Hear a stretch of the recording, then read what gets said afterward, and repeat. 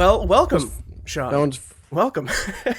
Hello. Thank you. Thank you. We Or do a I'm podcast here. By Thank the you, way, or I'm sorry for having me. We'll figure out which one applies by the end of today. we do a podcast, and we talk to people. Yeah. No, this was our selfish way of interacting with people that we have endured and loved, and I don't know. We're the nerds that like look up who the voice actors are so we can follow the rest of the things they do. Oh, because good. Maybe you can we tell like me who that I shit. am because I'm still trying to figure that out. Um, I actually have mentioned that a few times. He's the video game nerd, yes, by the way. I'm the big video game nerd. He knows is. a We lot both of love that. anime, but he has definitely seen a few more than I have. So, yeah, I actually found you on Twitch through Kyle A. Bear. He hosted you the other day. And I saw that you were playing Trails of Cold Steel. And at the time when I saw you were playing it, I had no idea you voiced Rean. Like, I had no idea. So I hop in, and I'm like, for a voice man, actor. this guy is really entertaining. And if Kyle hosted him, he must be a voice actor because the community is so tight-knit. And so I was like, oh, let me look him up. And I found your Twitter and sent you a message, and then I looked up your IMDb. So I'm sitting here like scrolling through like, wait a second, are you serious? Are really? No. Yeah. Man, hearing your all the voices you've done, it's crazy because we've also since we set up this interview, listened to a few of your interviews, and you said that you're known for your upbeat, voices and all that. Uh-huh. But then listening to you go into these other sort of modes and mindsets and tones, fucking impressive, man. Thank you. Thank you. This is going to be the whole interview, by the way. We're just going to like fine. pump you up. But if I can toot my own horn since you brought up Rean, if I can send you a link. So this is just something I'm really, really proud of because it's not something that you normally hear. I can post it in chat. I'm going to make sure it's the right Control V. Okay. So this is a VOD of one of my episodes of Cold Steel 4 that I've been playing through. And in that VOD, if you go to, I will post what I said to this other person. If you go to 3 hours, 21 minutes and 43 seconds, based on the scrubbing, you may have to just go like 20 seconds earlier than that and then just wait for it. 3 hours. Right. Minor spoilers. It's a part of the game where the crew goes to rescue Rean because he's been possessed by like whatever entity is in his body. And he's just gone like possessed feral, like just totally out of his mind. He's not acting as himself. And one of the voice lines that I had to do in this version of Rean was just like this angry feral. It's not a bark, it's not a growl, it's like a grark. It's like in the middle, it's like a growl bark. You just feel it in deep and it just comes out as but if you go to that timestamp and you listen to the noise that my character makes and realize that came out of me, like you will hear my reaction. Now, did you discover that noise when you got penetrated rectally or before we get extremely like off topic, I want to get like my question in that I ask everybody because I'm the selfish person. I like to get this answer of what's your favorite type of music? When I was growing up, it was pretty much all video game music, and that's just most of that was because I was the recluse nerd, who got bullied at school. I liked video games. I enjoyed cartoons and stuff like that. I didn't really listen to a lot of mainstream music or have like a CD player. It was just all video game consoles. It was Nintendo 64 and Game Boy. So hell yeah. That's been a big part of it. But as I grew up, I found that because of the way my imagination worked, I really enjoy music that doesn't have lyrics or that has lyrics in a language I don't understand. Nice. So that I guess I always enjoyed coming up with a story that fit the beats and the pacing and the atmosphere and the emotion of the music, rather than having the story told to me, if that makes sense. No, absolutely. I mean, music in and of itself, you listen to the right music and it tells a story beginning to end. So I 100% agree with that. If you look at my Spotify, it's 90% like video game music. Spotify public? Can I look at it? No. Right. I can show it to you. Well, though. then why'd you bring it up? All right, I can't see it. No, honestly, like I relate to that in the way that I've grew up listening to a lot of 60s 70s rock and stuff like that, and then kind of found my own sort of style these days, but I never really listened to the lyrics at all in these songs, and that's more just because tonally I'm hearing things sonically. You're too slow. Yeah. How'd you know? How did you know? Cut straight to the core of me, and it only took you about 5 minutes. No. There's one time I hit him while he was really in depth listening to music, and rings popped out. I was very confused. I was very confused. I don't care what you guys do on Friday nights. If you like hitting each other while listening to music, if that's how you unwind after a rough day. He just wants to know how the rings got there. Yeah. The rings go on the front. That's another reason why I love anime is because the music they put at the beginning and at the end, that it's in a different language, but it's so crazy upbeat, and they capture this emotion in those songs, and a lot of them, like a lot of the Naruto ones, they sound like 90s grunge mixed with 90s pop, and it's just crazy, like sort of a punkish vibe. Dude, I use Naruto theme songs with modified lyrics for like most of my life pursuits. I'll be like, I'm evading taxes, hope the IRS won't find me.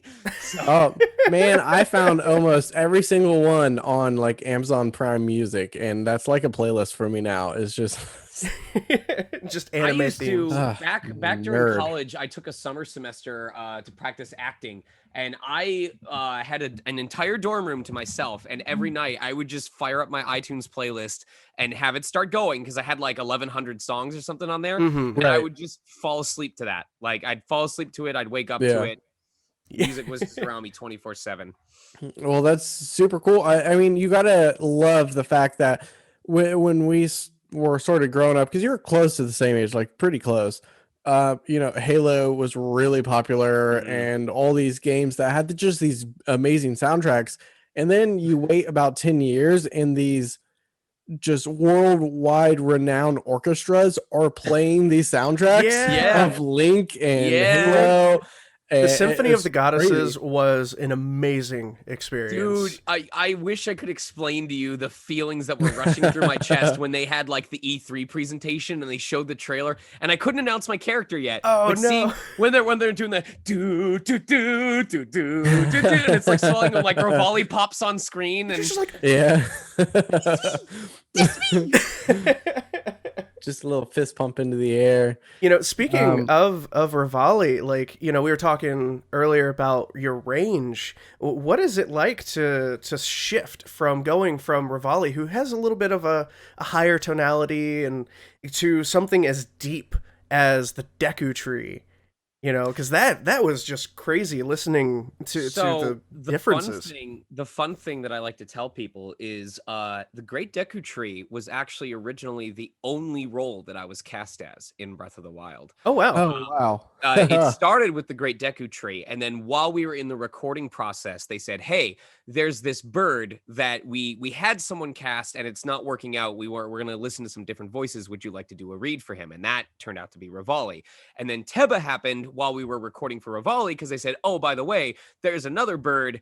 Can you do something that sounds distinctly different from both Revali and the Great Deku Tree? And the Great Deku Tree originally was like, we were given the option to audition for up to 3 characters, and the Great Deku Tree, which was codenamed at the time, the way it was described was like this, father figure, wise beyond his years. And I said, I want to do something that's very contrasting to these other 2 voices I did, just to showcase my range. Like, I probably won't book it, but it's just to show, hey, I can do deep voices too, just in case, And it was what surprised them. It literally did what I was hoping it would do, which was it caught them so off guard. It caught them by surprise that they were like, well, we're certain that we can use this guy, so let's use him as this character and then see what happens. And that's what led to the other characters. Honestly, I'm proud to be able to say, like, we grew up playing Zelda and the Link games, and when they came out on the 3DS, the re-releases, I was able to get my son into playing them, and he loves them. And so to be able to tell him, hey, look, man, I'm interviewing the Deku Tree, and he'll look at the video later and be like, he looks nothing like the tree. That's not him. That's not the guy. No, funny story about that. One of the big things why Breath of the Wild was such a big instance for me is I tell people it was a story of making a commitment to your career, because I've told people there will be times at least in voiceover, where you have to make a choice to inconvenience yourself in order to give yourself just that little bit of an extra shot at getting a role. Yeah. And in the time when Breath of the Wild was happening, when I got the callback audition, I was visiting at the time. My wife and I were just boyfriend, girlfriend, but we were long distance. So we only got to see each other like once, maybe twice a year. And I was smack dab in the middle of what was supposed to be a 2-week vacation with her. Oh, man. They got the callback and said the callback is happening in like 2 days. Do you want to come into the studio or do you want to do it remotely? And I was like, well, I'm with my wife or I'm with my girlfriend at the moment. I'm in Michigan. And they said, well, if you're not available to come in, we can do a remote audition. That is an option.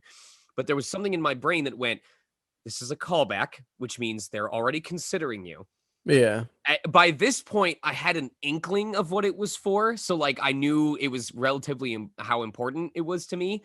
And I went, This is one of those moments where you have to decide, how valuable is it to you to spend a couple $100 on a return flight to cut your trip a week short, just so that you have a little bit more of a chance of booking a gig. Not a guarantee, just a slightly bigger chance, because it shows that you're committed to the project. Right. And I went for it. And that is what made the difference, because when I came in and I did the callback and I did that third character, originally I said, oh, I'd also like to read for this character. And they were like, oh, no. Like Jamie Mortellaro, the caster, is like, no, we've got plenty of, big burly guys, they can hit really deep voices. And I was like, I know, I figure, but I just wanted to do this as my third character because I wanted to provide contrast. So if you'd be willing to let me, I want to do this as my third. He's like, yeah. All right, well, we set up to 3. Okay, go ahead. So I'm physically in the studio doing this voice. And someone in the studio goes, if I hadn't just watched you standing here doing this, I would not have believed you were capable of doing that. Like, and that's something that made the difference, because if I had done it remotely, maybe the visual contrast between, my physicality and my voice wouldn't have hit them as hard. But that surprise is what gripped them and made them go, this is memorable. I want this. And I think it played a direct part in me getting the part. So yeah, that's awesome. There's a lot to be drawn for that. First off, like, take your fucking opportunities, kids. Right. If it presents itself, like, don't be afraid to take the opportunities. And then like sorry, honey, I gotta go be a tree. If you cut a trip short, I gotta branch out to new opportunities. If you cut a trip short and hasn't broken up with you yet, she's a keeper. That's the other lesson. Obviously. No, like, you really, like, you drew your, like, John Rhys Davies, like, inspiration into that role. And it is so well appreciated, because, I up to a certain point, I kind of stopped playing the game. I still haven't even played Breath of the Wild yet.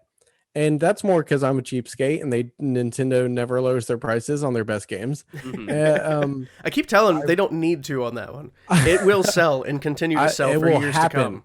It will happen. But also, like, you didn't get a voice for so long for this character that's existed and was so important to the games. And it's so breathtaking to get that sort of voice, and the world comes a little bit more to life, and then you get this RPG mode, and we're all fucking hardcore RPG fans here.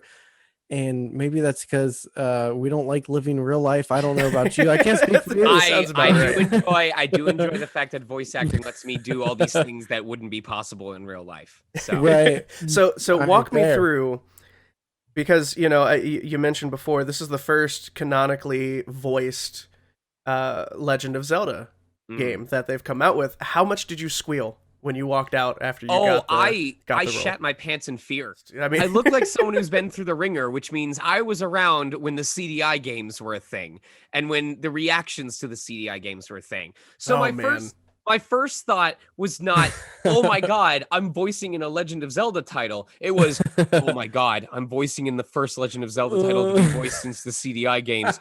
Oh God, oh God, oh God. At least you weren't. What was he? The real fat like shopkeep guy who's like really creepy. Lamp oil, rope, bombs. They're yours, my friend. As long as you have enough rupees. It's got to be terrifying because honestly, like, there's no more savage group than nerds when you piss them off. Oh yeah. So that was really, I wasn't able to relax until the game was out and the response was not overwhelmingly ha ha ha ha. Why would they think of doing this? This is garbage. Ha ha ha ha ha ha. So once it wasn't that, I was like, okay, I think I'm allowed to celebrate now. That's great. For sure. And you got, honestly, the character with the best power. Revali by far had the best power. Yeah. I've lost count of the number of times people have said, I saved Revali for last because I wanted to enjoy it. I didn't want to speed through and like move on to something else. And as soon as I got his ability, I was like, why didn't I do him first? Being able to that one-time revive, that's nice, it's helpful and stuff. No, but I can literally fly anywhere I want to fly. Like, Yep. Why would you not want that? So eventually we're gonna nerd out harder on like video game topic, but before we like get into that and can't find a way out of the shit, can I ask you a little bit about what sort of your favorite maybe animes are? What maybe a genre or a specific anime? I'm a really big. There's a right answer, and I will let you know if you're wrong. Cromartie High School. See, ours is Cowboy Bebop, and it changes depending on genre. Like I'm a real big perfect of well done comedically timed comedy anime. So nice. Cromartie High School, Daily Lives of High School Boys, those are two really big favorites. Osamatsu has cracked me up quite a few times. For action series, of course, Cowboy Bebop is up there, just because of the music. Like I would wake up to the music at like hands down 2:30 in the morning. We both bought the vinyl. We both bought the vinyl release last year. It's the only vinyl I've ever bought. Like I cannot decide if the Japanese or the English version of the ending theme is better. The Yoko Kanno, she did all the orchestrating for the music, and when she started orchestrating, she was like early 20s, and it was fucking brilliant, and I have no idea, but I'm in love with that woman. I have a wife, but if that goes south, Japan is not that far away. No. So musically, what other animes do you like? Musically? Yeah, like do you like the Samurai Champloo sort of hip hop? Done by the same guy as Cowboy Bebop. Trigun, Samurai Champloo, Full Metal Alchemist, and Brotherhood. Nice. Full Metal Alchemist was Ready Steady Go is always like that's one of my favorite intros, right? To like any anime. It's I know, like so good. What I always talk about, Fooly Cooly introduced me to the pillows, and I love the pillows. Yep. Do you have you been introduced? Like, how much music introduced by anime for you? I wouldn't say anime specifically has introduced me to a lot of different music, but there is music that I enjoy that came from anime, if that makes sense. Yeah, definitely. So what are you watching now? Anime wise, I don't have time for anything. The first.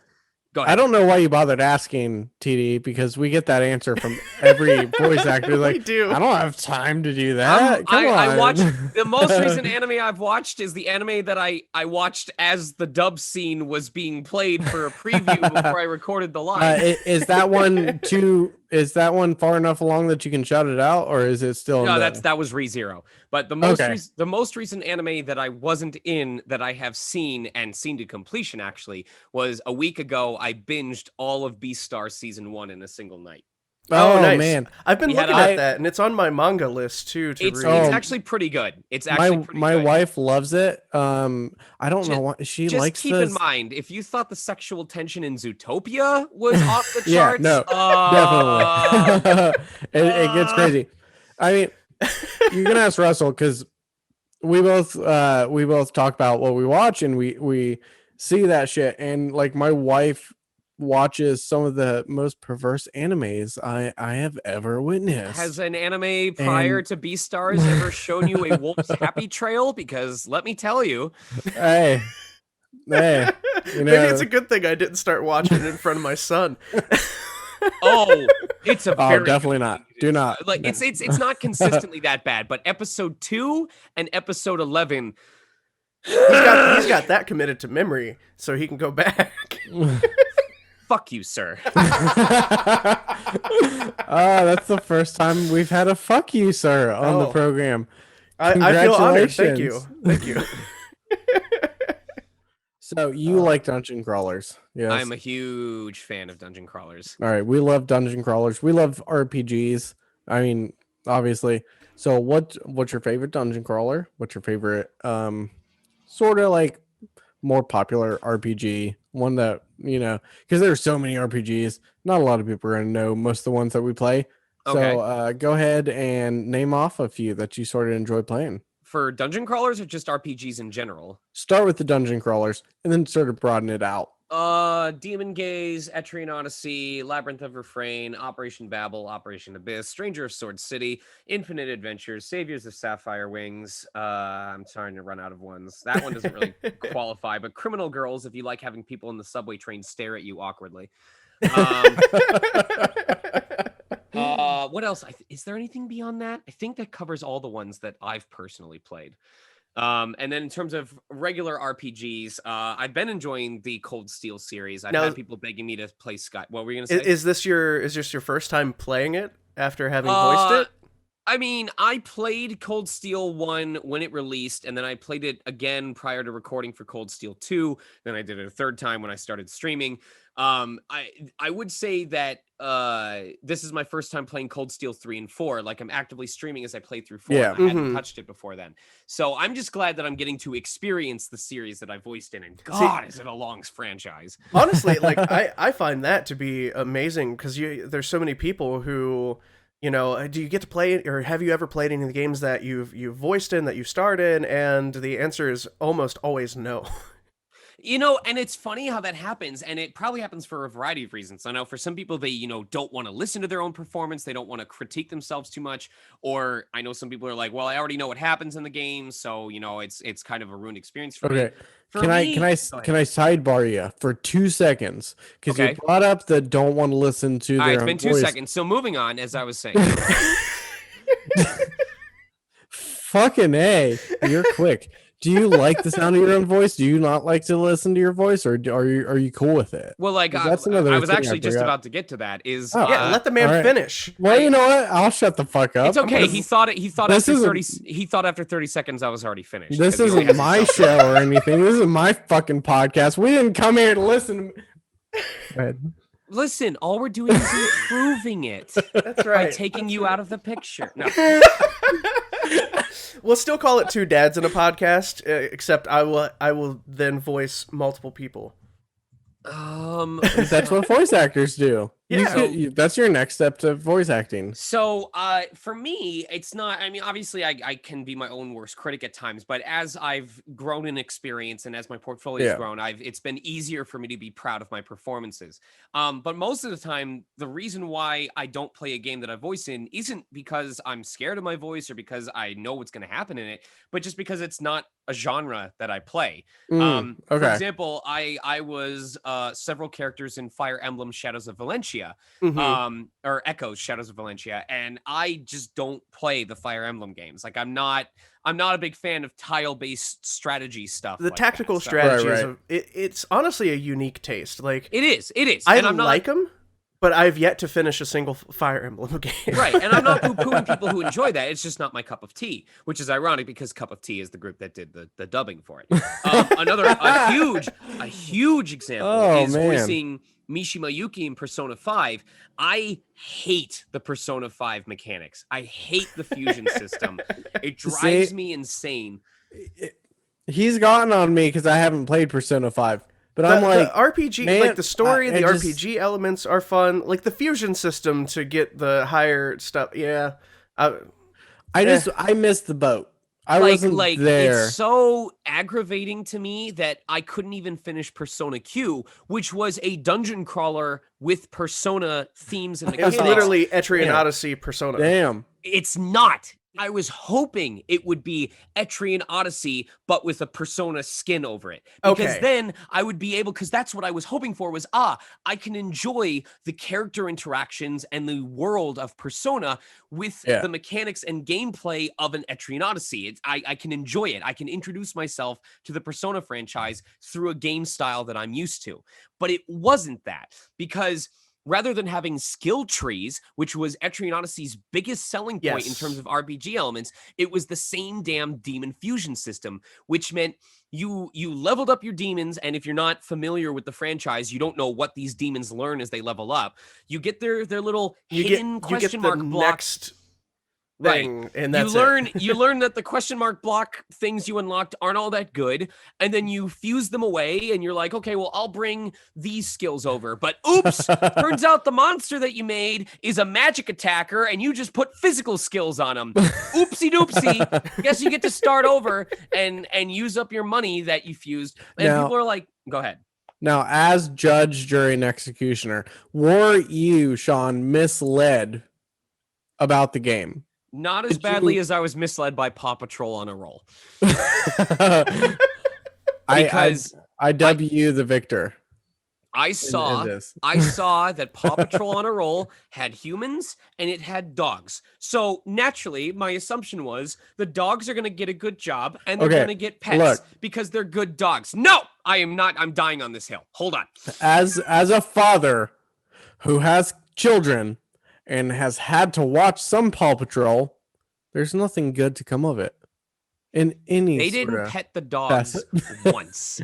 They didn't say good dog. They didn't give them scritches. They didn't give them treats. They didn't give them head pats. You know what they gave them? Artwork. What is a dog supposed to do with concept artwork? So he obviously has much more experience in the video game realm than I do. I know, like, dungeon crawlers. I love dungeon crawlers. Unfortunately for me, I don't have the time to invest in them. I enjoy it. So, do you prefer a game that you have to sink a lot of time into, or do you prefer one with sort of, because this seems like a hot button topic for anybody that likes RPGs. Open world or linear?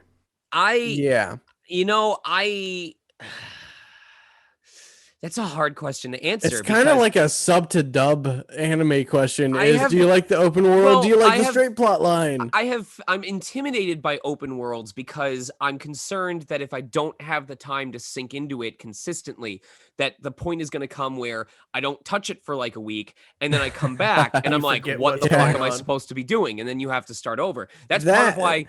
My paranoia about it is obviously what you said is 100%, but then there's also did I miss something?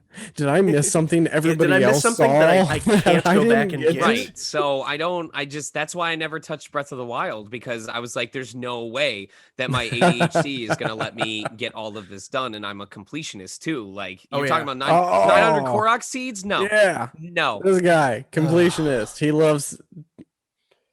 I started trying to play through, and I say trying, to play through every main numbered Final Fantasy game.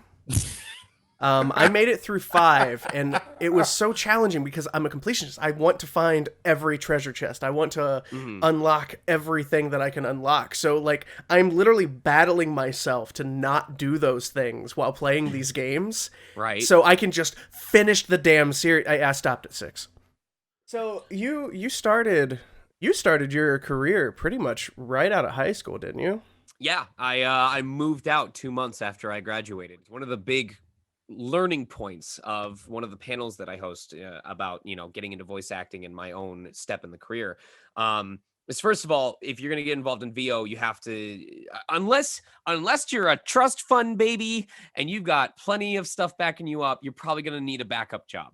So I was lucky enough to have connections out in California that were like, hey, the place that I'm working at is going to be looking to hire starting in the summer season. I can set up an interview for you. So at least I had like a foothold. I had something to possibly start with when I moved out there, which I did. I did get that job, and I worked it for about a year to build up my savings. I moved out in 2012, but I didn't start trying voiceover full time until like mid to late 2013. And even then, a lot of what I did was freelance work. I was working night shift during the evenings because during the day is when I would do auditions. That's when all the casting calls would come in on freelance sites like Freelancer, People Per Hour, Voice 123, Voice Bunny. And mine's a little bit unique because I kind of already had sort of an in with Bang Zoom Entertainment because I had won the AX Idol competition that they did back in 2009. So they knew that I existed, they knew that I was around. And once I was in the area, I let them know, hey, I'm in the area. But even then it wasn't just like, hello, I would like to be a voice actor and I'm local and hot and looking to, I'm sorry, record. I'm looking to record near you. They started by, saying, hey, well, we're doing a group Walla session for background voices for this series. Now what's that? Can you break down that? Walla is basically any indistinct chatter in the background. So if like an anime scene takes place in a baseball stadium and you need like people cheering like, yeah, go team. And they're just kind of talking over each other. You're not able to pick out any one specific voice. Yeah. And I'm willing to bet that the Walla sessions were less about my ability to portray a character and more about my ability to build reputation with the studio. Can you show up on time? Can you follow directions? Can you work with other people and not, piss them off? And then once they had enough evidence that I was consistent, I was reliable, then they were willing to send me audition sides for, it started for, we'll have you play this background character who talks by himself. You can hear him, but he's not named. Then it was, well, here's this character that shows up multiple times, but he doesn't really have a name. We just know that it's the same character. Those are more the like additional voices that you see on credits. Exactly. Then it was, here's this named character that shows up in like episodes 2, 5, and 8, but he only talks like twice, in each episode. And then eventually I started getting auditions for actual characters. The first ones I got were for Sword Art Online. I got sides for Kirito and for Diabell. And as you know, I booked Kirito and then no, that was Bryce. But that's how that started with them. And then from there, it was just this slow, gradual process of, for me, just continuing to do the best job that I could do with each opportunity that came in and having faith that if I left a good impression with either the new client with the same studio or the same client with a new studio, that the new part of that would remember me and would want to include me on their future roster. And that over years and years and years is how I've developed the client base that I now have that I get all of my auditions from. Nice. I mean, I know, like, obviously for some cases, like there's instant success, but for a lot, I mean, it really is a lot of work. I mean, it's a lot of time. It really helps if you hold them at gunpoint. It really helps speeds along. So I know your favorite role had to be Rudolph the Red-Nosed Reindeer in Stick It to the Man. So I remember that one. I remember it very well. That game was actually pretty fun. I enjoyed that game. I had to sue them because they didn't ever give me food on set. So, nah, I'm kidding. Well, that's because he asked for venison, and they were like, "Man, come on, really?" And they went, "Oh dear." So, oh shit. One question that I always find a little fascinating is if you had to get stuck in one of the voices that you've done, what would you pick to be? One that's not just your own voice. All right.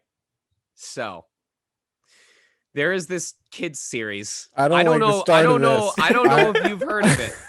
There is this kids series called I don't even remember it because it was such a traumatic experience. Oh, no. Oh my God, what was it? Hold on, I need to look this up. How is this your favorite? What year was it? You started it with trauma. It was called Screechers Wild. Does that ring any bells? Screechers Wild. It doesn't sound like a kid series I've seen. It sounds like some other series. It was basically Hot Wheels, but they have dinosaur alt forms and stuff. Okay. I may have seen that on like YouTube or something. My son's obsessed with Hot Wheels. So I voiced 3 characters in Screechers Wild. I was one of the cars known as Revadactyl, which is how I learned my spirit animal is a pterodactyl. Nice. I voiced the main antagonist of the first season. And then I voiced the arena announcer who would commentate on all of the Screechers Wild tournament arcs that would happen. that's got to be the coolest role of them all, because you can just kind of have. It was horrible, and my voice hurt after every session, and they would have me recording for 8 hours sometimes because it wasn't under a union contract, they paid extremely well. So anyway, one of the voices that I did was the announcer, and they just wanted the Japanese voice sounded a little bit ridiculous. It was a little bit, higher pitched and kind of nasally. So I decided to do something like this the entire time. I pulled from my very best performance of King Candy. Candy. There you go. That's how everyone knows it. So it was literally, oh my God, Revadactyl has pulled ahead in the lead. He's taken the race. He's a champion. A champion. Oh man. So that's what I did. That's the voice you would want to get stuck in. That's what I did for 26 episodes. Listen. If I had to listen to myself do that, I want everyone else to have to listen to myself do that. That's the best argument, though. Is if I had to be stuck doing it, could you imagine? You have to be stuck. Could you imagine me at any future anime convention if I wasn't with my wife going, "Hey there, sweet cheeks, when you're done with your lemon drop, how about we head back to my place for a little hanky-panky?" So what's your craziest story on the job? I threw up in my hands and it got into the final game. Oh, man. Wait. I'm sorry. I believe there's a story behind that. You should be. Continue. I was recording for The Last of Us 2, and we were getting into the part towards the end of the recording sessions where we had to do these battle efforts, one of which was your throat has been slit and you are choking to death on your own blood because you can't breathe because your throat has been slit. And I'm someone who tends to go very visceral. Even if it causes me to gag or cough or activates like my body's, natural reflexes, I want it to sound as realistic as possible. Well, I have a weak-ass gag reflex. It's very, I can't even listen to some of my own efforts as Subaru, when he coughs Johnny up Knoxville blood. from Jackass? Yeah, when Subaru coughs up blood and I listened to that take, I was like, I couldn't listen back to it. So in the process of doing this, I'm gargling my own blood, which was water, to simulate the wetness. Yeah. I activated it so hard that I actually upchucked some of the chicken noodle soup that I had eaten earlier that day into my own hands in the middle of the session, which is embarrassing because I had a scene partner standing 3 feet to my right, watching all of this happen. So I'm dropping the soup that's in my trash can. I'm wiping myself off. I'm letting them know that I'm like, hey, I'm so embarrassed to say this, but you guys are gonna want to wipe this down afterwards because there's a little bit of mouth dookie on it.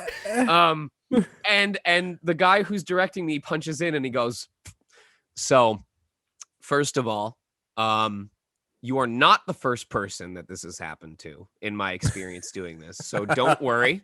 You are not alone. We're all friends here. However, you are the first person who stayed on mic the whole time that you were doing that. So we have it. It's usable, and thus it will be used. Congratulations, sir." Fuck yeah. If there is a clip that you hear in The Last of Us 2 of a guy after you slice him sounding like he is vomiting from shock as he chokes to death on his own blood, congrats. He really is. That's not acting.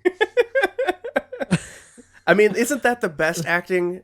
Obviously, you've embraced your character actor. They told me in acting class, you have to get creative, you have to use your noodle. So that's what I did. Oh, man. So rolling back a little bit to getting stuck in a voice. If you yourself had to be isekai'd into a world, what world would you pick? It could be any world. Video Battle game. Network.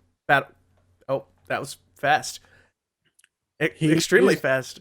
Now, he knew this one. He's thought about this.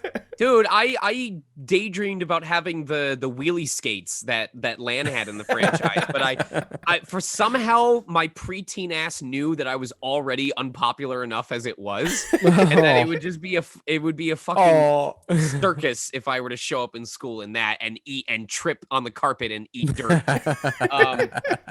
So I very did true, it. Very true. I didn't, thanks to my my dad's influence, but also I have wanted controllable net navies that can fight off net viruses for decades. Like, it's not even a contest. So speaking of Mega Man, we've heard the Smash Brothers Mega Man. You're the best, obviously. One of the best. Hands down the best. No, never been beaten. No. I told you this whole thing is just us pumping you up, man. I do have a undefeated 100% win rate as Min Min. I played I played one Wi-Fi match the night she released, and then I stopped. We love Smash Brothers so hard, especially like back in the day. Like, and have you ever bet on Smash Brothers? Because we have bet actual shit on Smash Brothers. Have you ever gotten that deep into it that you were betting on the outcomes? The only time that I placed a bet was because I was at a tournament in Arizona and there was a guy talking shit to a bunch of people that he kept playing, and I said, "Hey, fight me in a best of 5, and if you lose, you have to shut up for the rest of the tournament." And he barely lost, and he started talking bullshit about how it was bullshit that he lost, and I reminded him of the bet that he made. And to his credit, he actually did shut up the rest of the tournament, and we made amends at the end. But it was really funny. Nice. Seeing everyone that was watching us being like responding after they saw that, like, I called him out and he was like chiding the whole time, and then he got his shit kicked. He almost beat me. It was last hit game 5, but he did lose. All right. So we covered obviously extensively video games, we covered anime, we covered butt stuff. Do you nerd out about anything else in life? Naps. That is fucking perfect, man. Dude, my heart, man. We just connected on a spiritual level. Like when you're in elementary school, you love naps. You like naps, but not when they're at school, because school naps are really awkward. And who wants to sleep in front of like all of their friends and or bullies? Like, that's the best time to get cherry tapped. When you're in middle school, naps are for losers. They're for babies. No one sleeps. You stay up the whole time. You fail your classes. That's what it means to be cool. High school, you don't get the chance to nap. You don't have an opportunity to nap. If you nap, everyone like is like, you're not studying hard enough. You're not planning for college. You need to prepare for your SAT. Then you go to college and you experience your first time of, my first class was done at 11. My next class isn't until 4. I have a solid 3.5 hours that I can use. Man, I'm going to just lay down for a bit. And then you have your first college nap and you wake up and it's still the middle of the day and you go, what is this? I can drink all night. I can sleep outside of the evening. I can catch up. And life is never the same since then. So completely random. In RPGs, do you prefer ranged, melee, or magic? It's not random at all. It's completely on topic. Give me an example RPG where I'd have to choose between those. Namely like anything more of like an action style RPG where the one character kind of you can change your role. Right. So honestly, like, I know Kingdom Hearts isn't, there's not really a range, but you have your magic attacks or your... In terms of an action RPG, I lean towards melee, not because I like melee classes. Like, I like the idea of rangers more. Like, when I do my dungeon crawlers, often some of my best performing members of the team are the rangers hitting from the back row while barely getting targeted. That's where you got to be like, does a sneak skill actually help you? But the reason why I like melee in action RPGs is because there's a lot more on the spot movement involved. Like you have to cut in close, you do a bunch of attacks, and then you have to dodge out of the way right as the enemy's about to attack. In Dragalia, that's a really big thing for me. Dragalia Lost is a mobile game from Nintendo. Yeah. I often play a melee class where like I will be right up hitting them until like the frame before their attack launches and then dodge at the last second. Hell yeah. And that's what I'm really big on, is using invincibility frames from either dodges or skills to maximize my DPS, which isn't really something that you get with a mage or a ranger class. They're just, hey, I'm just staying out of the way the entire time, and that's kind of boring for me. So Tired Dad, which Funko Pop is your favorite out of all of them behind you? Oh, just the ones behind me? Yeah. But what about all of these ones? Don't get him started. No. Don't even have him take you into the living room and into the those guest ones room. over there. You've got a whole Funko population. And then I've got Amiibo here. Oh my God. Yeah, I've got a few. But if I had to pick out of ones behind me, honestly, I don't know. Probably either the Super Saiyan 2 Gohan or the Majin Vegeta. My favorite is Macho Man Randy Savage. Ooh, yeah. I hate when they commoditized me and put me in a box. Sold me for way less than I'm worth. How dare you? Don't try and bend the head off the body. You're gonna snap me like a Slim Jim. But yeah, my favorite is hey, me. I wasn't done with Macho Man. Wait, is that Ben Tennyson or who is that? That's me. Oh, it's you. It's me. What? Yeah, my wife had one commissioned, and it's got a headset on. It has a PlayStation controller, an Xbox controller. There's a 3DS in the back pocket. The shirt is a Kingdom Hearts shirt with my. Is that Minecraft a Kingdom Hearts shirt? Yeah, it's got a heart on it. It's got the Kingdom Hearts heart. I've seen that and I didn't even notice. That's I'm a terrible friend. That's my favorite. Do you collect anything? Sadness. So outside of anime, video games, collections, are you like a sci-fi nerd or anything? Do you keep up with any of that stuff? Not really. I'm between my work and streams. It's not out of a lack of interest, but just between my work and my streams, I'm have very little free time to myself. So it doesn't end up being high on the totem pole of priorities. So I was going to ask, when did you start streaming? Around the pandemic. I stupidly did this to myself. No, because I get restless if I do too much of the same thing and it's not entertaining to me. So, Animal Crossing was fun for the first 1,000 hours over the course of 1 month. But I tore down my entire island, like literally everything. It was completely flat. I removed everything, and you did then that a while ago. Yeah, and it was too intimidating to start back up, so I just I haven't played it since. I did exactly the same thing that I do every single time. I played just long enough to finish all of the fossils and 85 to 90% of the fish, and then I stop and I never go back. And I tell myself every time, this time will be different. This time will be different. I'll do the rest of it, and it never changes. So that's fair. We want to give you the opportunity to intro your own episode. So, we just have everybody do it just like hey, my name's Sean Hannity. I work for Fox News. Okay. And all right. Let me know when to start. Let me know when to start. Introduce yourself, who you are, and then you're listening to Two Dads and a Podcast. Okay. And a podcast. That's important. All right. Hey, my name is Sean Hannity. I work for Fox News, and you're listening.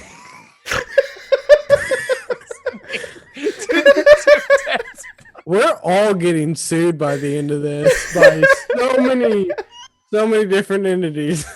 Oh, Mountain Dew, Pepsi, Sean. Hello, my name is Sean Chiplock, and I've been stuck in this voice for 15 fucking years, and you're listening to the Two Padres podcast.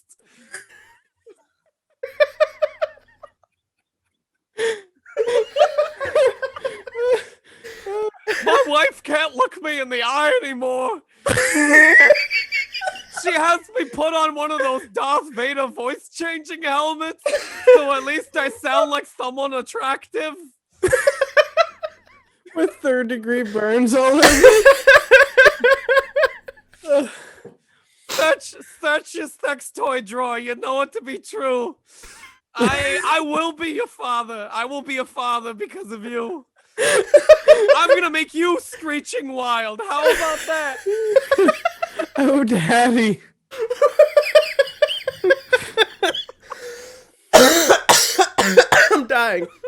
I'm dying. Scene. I've been dead inside for years. Hi, I'm Sean Chiplock, and you're listening to the Two Dads Podcast. And a podcast. Close enough. Oh, hi, I'm Sean Chiplock. I do 2 takes in my profession, and you're listening to Two Dads in a Podcast.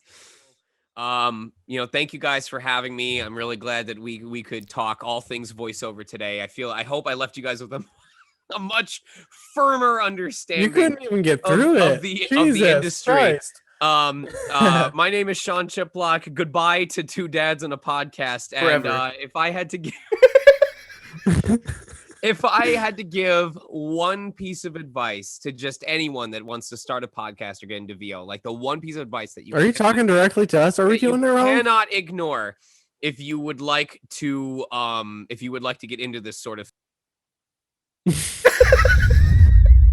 Hey, this is Felix, and you've been listening to the Two Dads in a Podcast interview series. For more content, like and subscribe to this channel. You can also follow us on Instagram, Twitch, and everywhere podcasts are available. To help us bring you more of these amazing interviews, you can support us on our Patreon. Just follow the links below, and thanks for watching.